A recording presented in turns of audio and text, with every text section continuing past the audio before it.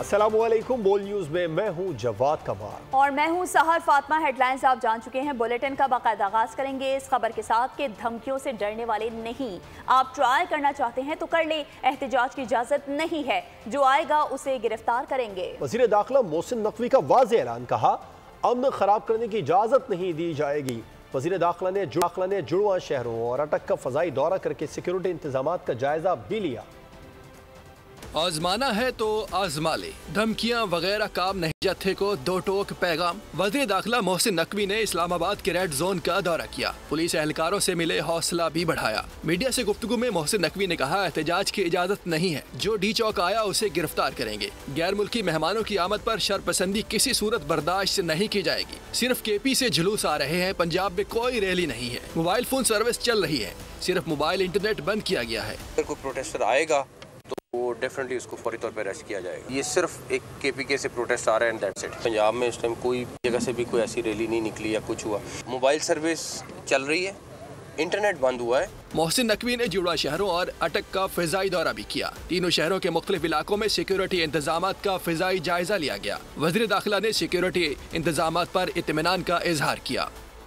तहरीक इंसाफ का एहतजाज फ्लॉप। आपस की लड़ाई की वजह से अब तो रहनुमा और कारकुनान रजाकाराना गिरफ्तारियां दे रहे हैं।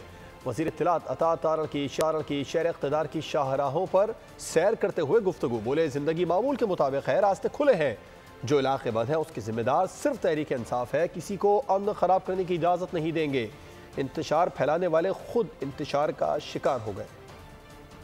बहुत सारे लोगों ने इंतजामिया से राब्ते किए हैं लोअर लेवल पर, कहा है कि हमें गिरफ्तार कर लें, हम इस हैसल में नहीं पड़ना चाहते। जो लश्कर कशी करने आ रहे हैं, जिनकी आपस में लड़ाई है, कलीमा ग्रुप है, बुशरा ग्रुप पर आपस में जो लड़ रहे हैं, ये सियासी इंतशार जो फैला रहे हैं, ये इन्होंने पहले मुल्क में इंतशार फैलाया, अब इनकी अपनी जमात जो है वो इंतशार का शिकार है। चहल पहल है शहर के अंदर, रास्ते बंद भी हैं, मेन हाईवे बंद है। मैं वहाँ से होके आया हूँ। यहाँ पे आपको फैमिली नजर आएंगी, पार्क के अंदर लोग बैठे हैं, लोग क्रिकेट खेल रहे हैं, लोग आ जा रहे हैं। जो रास्ते बंद हैं इसकी जिम्मेदार तरीके इंसाफ है और कोई नहीं है।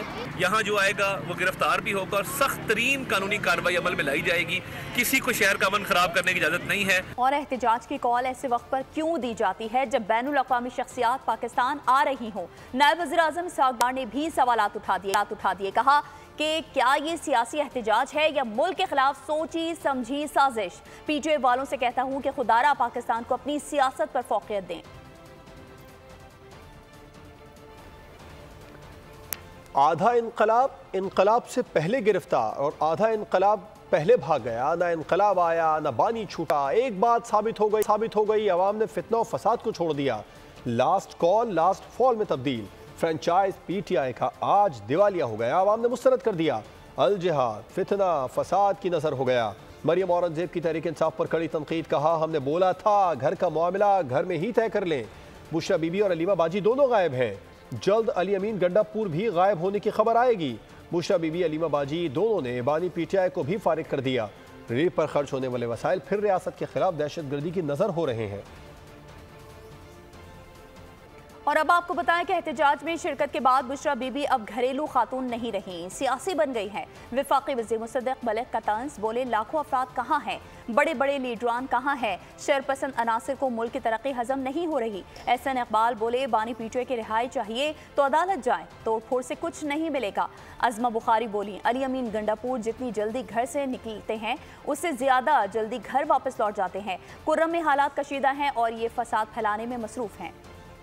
जलसे की क़यादत तो बुशरा बीबी कर रही हैं, यानी सियासी तो नहीं है ना। फिर वो तमाम जो लाखों के आज लोग निकलने थे सॉलिडेरिटी में, वो लोग कहाँ हैं? रिहाई का वाहिद रास्ता अदालती कानूनी चाराजोई है। उसका रास्ता ये नहीं है कि आप मुल्क के अंदर तोड़ फोड़ करें। वो बहुत पॉपुलर है, लाखों लोग उनके इंतजार में बैठे हैं। ये आप देख लीजिए कि लाखों लोगों के यहाँ पे सैकड़ों का नामो निशान, दर्जनों का नामो निशान नहीं है। ये तो फसाद के लिए तैयार होते हैं, लेकिन आम आदमी की जिंदगी की, उनके जानो माल की हिफाजत करना, उससे हुकूमत बरी ज़िम्मा नहीं हो सकती। कोई मुजाहरा, किसी तरह का कोई एहतजाज इस्लामाबाद में आज बिल्कुल भी देखने में नहीं आया। पूछना ये चाहता हूँ कि आखिर इस तरह के जो कॉल्स आप देते हैं उनसे आप हासिल क्या करना चाहते हैं? PTI का सियासी फ्यूचर सिर्फ और सिर्फ इसमें है कि वो PTI-P बने।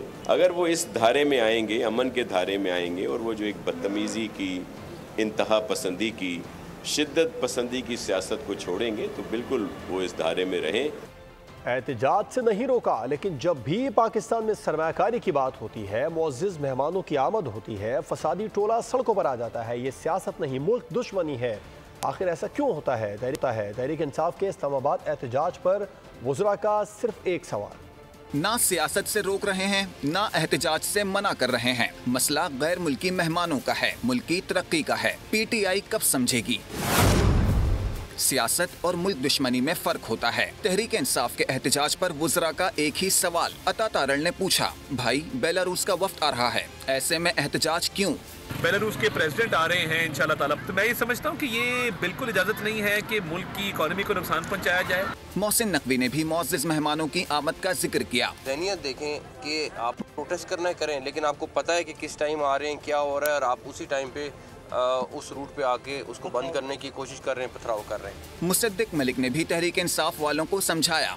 धावा बोला जा रहा है अपने ही मुल्क के दारुल खिलाफे पे, और उस वक्त जब बैरूनी लीडरान जो हैं वो पाकिस्तान आ रहे हैं। नासिर शाह ने भी एहतजाज की टाइमिंग पर PTI क़यादत से सवाल किया।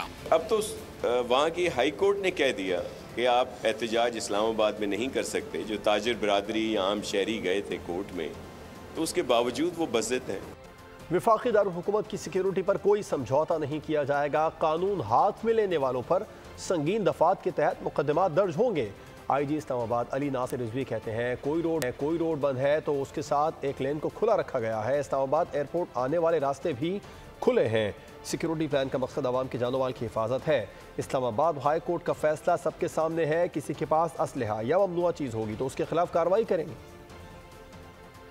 एक मजबूत सिक्योरिटी प्लान तश्कील दिया है, और उस प्लान को तश्कील देने का मेन मकसद लोगों की जान माल और इज्जत की रखवाली है।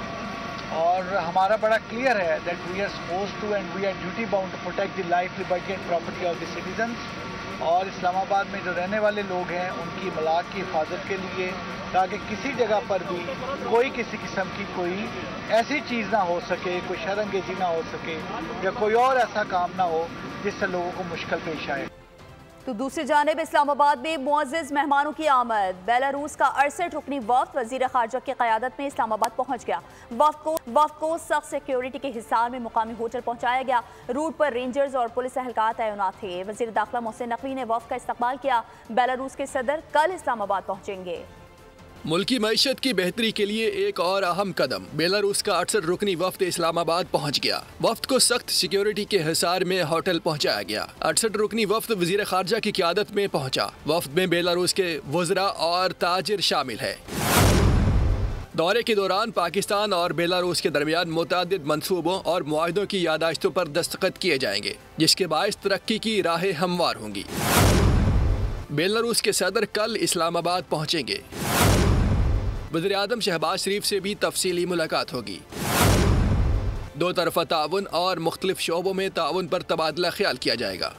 पाकिस्तान तहरीक इंसाफ में एहतजाज के मामले पर इख्तिलाफात खुलकर सामने आ गए। काफिले की क़यादत पर बुशरा बीबी और अली अमीन गंडापुर आमने सामने आ गए। दोनों में तल्ख जुमलों का तबादला भी हुआ। तफसीलात के लिए रिपोर्ट देखिए। एहतजाज की क़यादत कौन करेगा? बुशरा बीबी और अली अमीन गंडापुर में मैं की तकरार।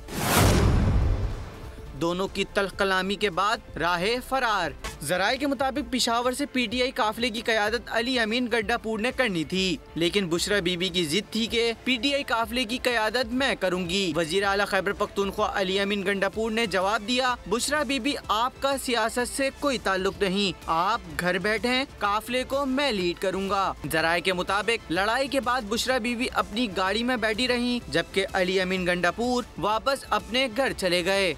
तो दूसरी जानिब बुशरा बीबी का मुतनाज़ा बयान। 7 शहरों में FIRs कट गई। मौक़िफ़ इख्तियार किया गया है कि बुशरा बीबी ने नफरत फैलाने की कोशिश की है। FIRs पर पुलिस ने मुल्ज़िमा के खिलाफ कार्रवाई शुरू कर दी। डेरा गाजी खान, राजनपुर, लिया, मुल्तान, गुजरांवाला, इस्लामाबाद और अब उकाड़ा बानी PTI की अहलिया बुशरा बीबी के खिलाफ शहर शहर मुकदमात दर्ज हो गए। बुशरा बीबी के मुतनाज़ा बयान ने गम गुस्से की लहर दौड़ा दी।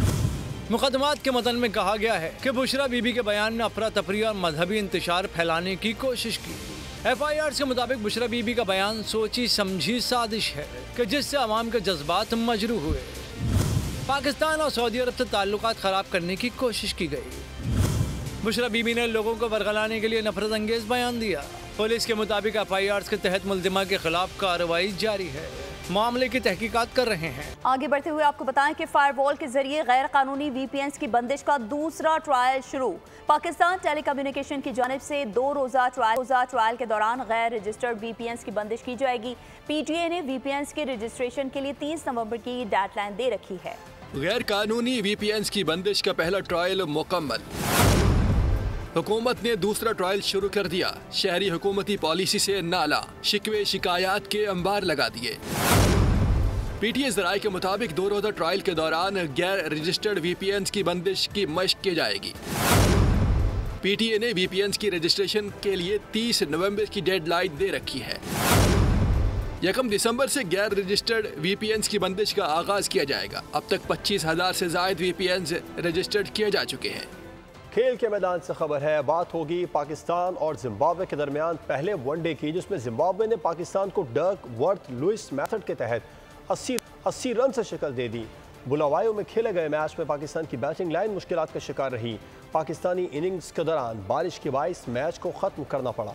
बुलावायो में पाकिस्तानी बैटर्स का super duper flop show. Pakistani innings के दौरान विकेटों की ऐसी झड़ी लगी कि किसी बड़े वक्फे के बगैर जारी रही। ग्रीन शर्ट्स की कारकर्दगी सुनता जा शर्माता जा की अमली शक्ल दिखाई दी। साइम अयूब 11, अब्दुल्ला शफीक 1, कामरान गुलाम 17, सलमान आगा 4, हसीबुल्लाह 0 और इरफान खान 7 रन बनाकर पाकिस्तान टीम को मुश्किलात के भंवर में तन्हा छोड़ गए। कप्तान मोहम्मद रिजवान 19 और आमिर जमाल कोई रन बनाए बगैर क्रीज पर मौजूद थे कि बारिश ने मैच में मुदाखलत कर दी। पाकिस्तान टीम की कारकर्दगी पर बादल भी खूब गरजे बरसे। मुसलसल बारिश की वजह से मैच खत्म करके जिम्बाब्वे को फातिह करार दे दिया गया।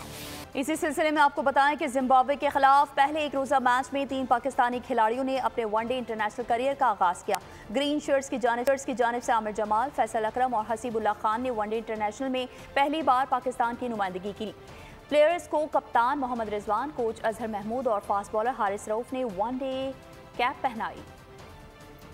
पहले 1 रोज़ा मैच में पाकिस्तान और जिम्बाब्वियन क्रिकेटर्स ने ऑरेंज कैप पहनकर हिस्सा लिया। बुलावायो में खेले गए मैच में कैंसर से मुतासरा बच्चों से इज़हार यकजहती के लिए दोनों टीमों के खिलाड़ियों ने ऑरेंज कैप पहनकर आम अफराद को आगाही फराहम की।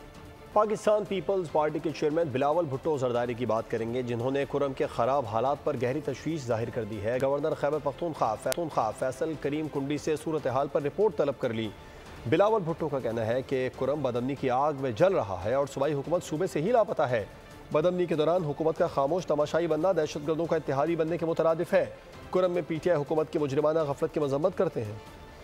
पाकिस्तान बेशुमार मसाइल का शिकार है। 2 करोड़ 62 लाख बच्चे स्कूल जाने से कासिर हैं। 98% अवाम के लिए मुल्क में तालीम के मौके नहीं है। अमीर जमात इस्लामी पाकिस्तान हाफिज से खिताब, कहा असम्बलियों में जाने वाले 90% नुमाइंदे खरबपति होते हैं। सिंध हुकूमत 18वीं तरमीम के बाद पैसे ले लेती है, लेकिन मुंतखब बल्दियाती नुमाइंदगान को मुंतकिल नहीं करती। इस नस्ल के गरीबों और मिडिल क्लास लोगों के लिए तालीम के मौके उस पुरानी नस्ल ने बंद कर दिए हैं। गरीब और अमीर साथ मिलकर पढ़ते थे, एक जैसी तालीम मिलती थी और फिर वो गरीब का बच्चा भी आगे निकल जाता था। हमें वो पाकिस्तान चाहिए जो पाकिस्तान के आम लोगों के लिए हो, नौजवानों को आगे बढ़ाने के लिए हो। तालीम का पाकिस्तान है, तामीर का पाकिस्तान है, वडेरों और जागीरदारों का पाकिस्तान नहीं है। पामोलिव के ज़ेरे तमाम कराची में विमेन स्विंग चैंपियनशिप हुई। कराची ग्रामर स्कूल ने मैदान मार लिया। CS स्कूल ने दूसरी और कराची क्लब ने तीसरी पोजीशन हासिल की। मारूफ फैशन डिजाइनर फातिमा मस्कतिया ने बतौर मेहमान खुसूसी इनामात तकसीम किए। कोलगेट पामोलिव की senior brand manager Fatima Siddiqui के मुताबिक मुस्तकबिल में भी इस सिलसिले को जारी रखा जाएगा। अभी तक हमारा जो सफ़र है वो कराची तक लिमिटेड है, बट इंशाल्लाह आगे हम इसको पूरे पाकिस्तान के लिए भी लेके जाएंगे। इनफैक्ट जो कराची वुमेन स्विमिंग एसोसिएशन है उसकी एफिलिएशन भी है सिंध और पाकिस्तान स्विमिंग एसोसिएशन से। सो इंशाल्लाह आगे हम इस प्रोग्राम को नेशनल लेवल पे भी लेके जाएंगे और हमारे एथलीट्स जो हैं वो नेशनली और इंटरनेशनली भी हमारा नाम रोशन ज़रूर करेंगे। इन द फ्यूचर हम उनके लिए स्कॉलरशिप्स या उनके लिए स्पेशलाइज्ड प्रोग्राम्स की स्पॉन्सरशिप्स, उनकी ट्रेनिंग भी आगे जाके देख सकते हैं डेफिनेटली। तो दूसरी जानिब T20 blind cricket world cup में श्रीलंका और बांग्लादेश ने अपने मैचेस जीत लिए। इवेंट में श्रीलंका ने मुसलसल दूसरा मैच जीता। पीर के रोज बाग़े जिना ग्राउंड में श्रीलंका और Bangladesh Ghani institute cricket ground में अफगानिस्तान और नेपाल की टीमें मद्दे मुकाबल होंगी। अफजाल अब्बासी की रिपोर्ट देखिए।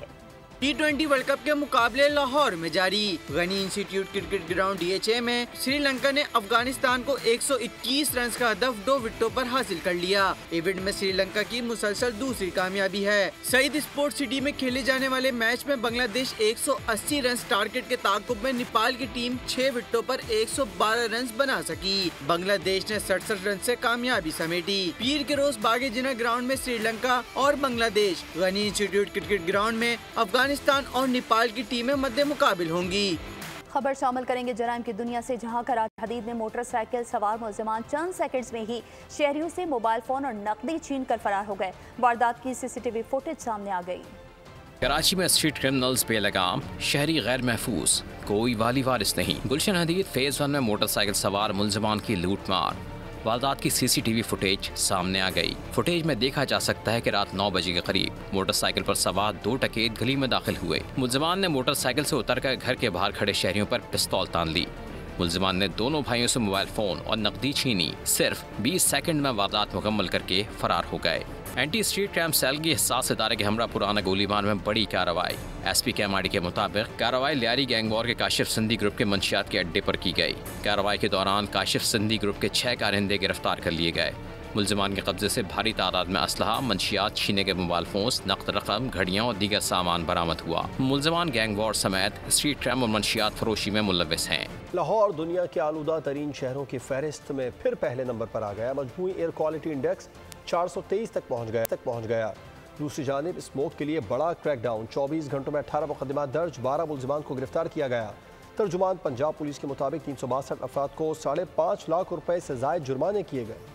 बागों का शहर फिर स्मोक के नरगे में। लाहौर दुनिया के आलूदा तरीन शहरों में आज भी सरे फहरिस्त। पंजाब के दीगर शहरों में भी स्मोक का राज बरकरार। मजमूई एयर क्वालिटी इंडेक्स 423 रिकॉर्ड किया गया। DHA फेज 5 का एयर क्वालिटी इंडेक्स 595 रिकॉर्ड। हद निगाह इंतहाई कम। ट्रैफिक की रवानी मुतासिर, सड़कें वीरान हो गयी। स्मोक के बाइस शहरी सीने के इन्फेक्शन समेत मुतादिद बीमारियों का शिकार होने लगे। फैसलाबाद में भी स्मोक का राज बरकरार है। लाहौर समेत सूबे भर में इंसदाद स्मोक के लिए क्रैकडाउन जारी। 24 घंटों में 18 मुकदमा दर्ज और 12 मुलजिमान को गिरफ्तार कर लिया। तर्जुमान पंजाब पुलिस के मुताबिक 362 अफराद को 5.5 लाख रुपए से जायद जुर्माने किए गए। मजमूई तौर पर 3640 मुलजिमान गिरफ्तार और 3014 मुकदमा दर्ज किए गए। और अब जिक्र गजा की सूरत हाल का, जहाँ खून की होली जारी है। सेहोनी फोर्सेस की दरंदगी थम ना सकी।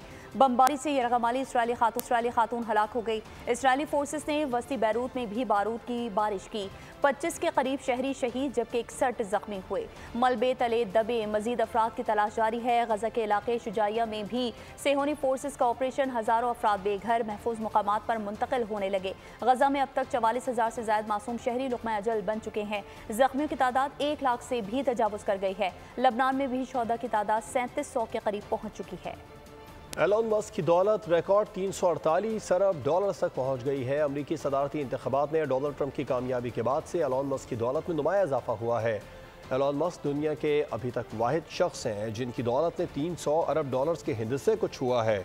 अगर ये सिलसिला बरकरार रहा तो एलोन मस्क 2027 में ट्रिलियनियर या 1000 अरब डॉलर्स के मालिक पहले फर्द होंगे। अब आपको बताएं कि मुल्क में मौसम सरमा की आमद के साथ ही शहरी गर्म मलबूसात की खरीदारी के लिए लंडा बाजारों का रुख इख्तियार करने लगे हैं। कराची मौसमियाती तब्दीली का शिकार, शहर में नवंबर इख्तिताम को पहुंचा मगर मौसम सरमा का आगाज ना हो सका। मुल्तान भी सर्दी के आते ही शहरियों ने लंडा बाजार का रुख कर लिया, जहां वो सस्ते कपड़े और जूते खरीदते नजर आ रहे हैं। लुंडा बाजारों में भी पुराने कपड़ों और जूतों के नर्ख आसमान पर जा पहुँचे। खरीदार और दुकानदार दोनों ही महंगाई से परेशान नजर आ रहे हैं। गुलशन इकबाल के लुंडा बाजार में गर्म कपड़े खरीदारों के मुंतजिर हैं। दुकानदार कहते हैं कि मौसम सरमा का आगाज वक्त पर न होने के सबब कारोबार ठंडा है। ये माल अगले साल से भी कम रेट में बिक रहा है। अभी उस तरह का रुझान नहीं है लोगों को खरीदारी में। महंगाई तो बहुत ज्यादा है, इस वजह से लोगों को खरीदारी में रुझान नहीं है। लुंडा बाजार गरीबों के लिए किसी नेमत से कम नहीं था, लेकिन बढ़ती महंगाई की वजह से आम आदमी के लिए गर्म मलबूसात तो दूर की बात, लुंडे के जूते खरीदना भी मुश्किल हो गया। मुल्तान में सर्दी के आते ही शहरियों ने लुंडा बाजार का रुख कर लिया। शहरी जूतों की खरीदारी में मसरूफ हैं। शहरियों ने हुकूमत से मुतालबा किया कि लुंडे की अशिया को सस्ता किया जाए ताकि गरीब आदमी सर्दी से बचाव का सामान कर सके। कराची में सिंध क्राफ्ट फेस्टिवल का आखिरी रोज स्पोर्ट ग्राउंड में जारी। फेस्टिवल में शहरियों की बड़ी तादाद पहुंच गई। इस हवाले से मज़ीद तफसीलात जानते हैं नुमाइंदा बोल न्यूज़ मोहम्मद काशान से। काशान बताइएगा। जी बिल्कुल, सिंध की कदीमी तारीखी सकावत के साथ सिंध क्राफ्ट फेस्टिवल का आज आखिरी रोज है और शहरों की बड़ी तादाद ने जो है पोर्ट ग्राउंड का रुख कर लिया है। इस टाइम पे जो सकाफती स्टॉल है उसके ऊपर खवातीन की भी एक बड़ी तादाद मौजूद है, उनसे भी हम बात करेंगे।